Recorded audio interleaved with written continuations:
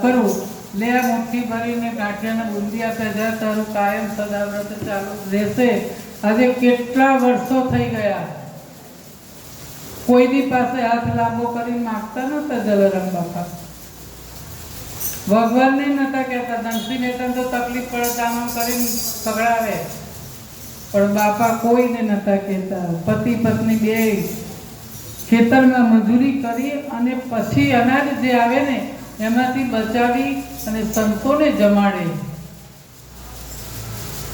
સદાવ્રત ચાલુ કર્યું અને જ્યાં 2 વર્ષ થયા છે અને 4 કોડ નામના મળી અને પછી સદાવ્રતમાં માત્ર જમવાનું જ નહીં પણ બાપાના આશીર્વાદ પણ મળતા.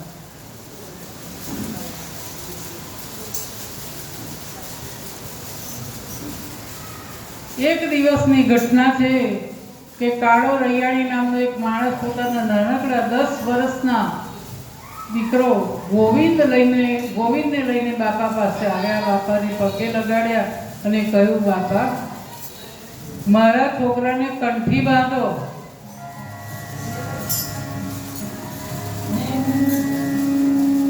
ભાઈ કંઠી કેવી ને વાત કેવી. અત્યારે બધા કંઠી બંધાવડાવા તમે જો પૂરી પૂર્ણિમા ઉપર કેટલી જાહેરાતો કરે અને જાય છે લોકો દોડી દોડીને કંઠી બંધાવવા. પછી ગુરુ વર્તેલા દોનો નરક ને ઠેલમ ઠેલા.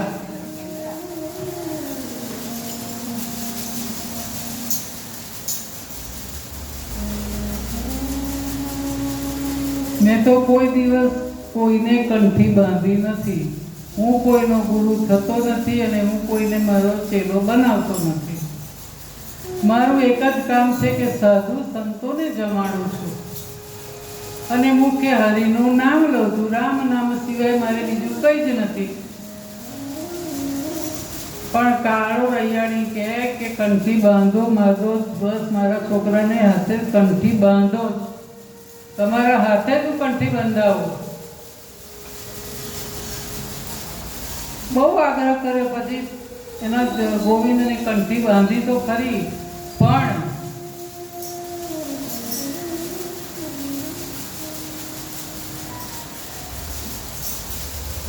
બાપાએ કહ્યું કે આ કંઠી બાંધી દેજે.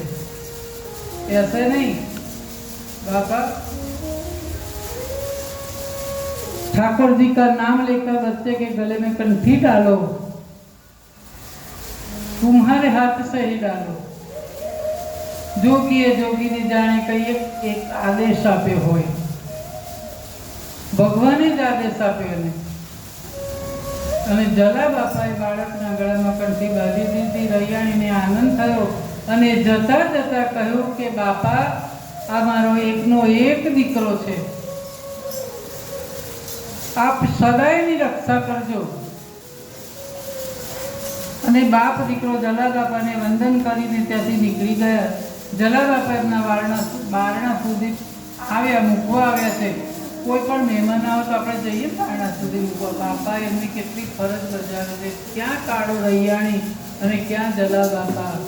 સંતોને કોઈ નાનું મોટું છે જ નહીં, મોટાઈ હોતી જ નથી, એને સંત કહેવાય. આપણા દુઃખોનો અંત લાવે એનું નામ સંત.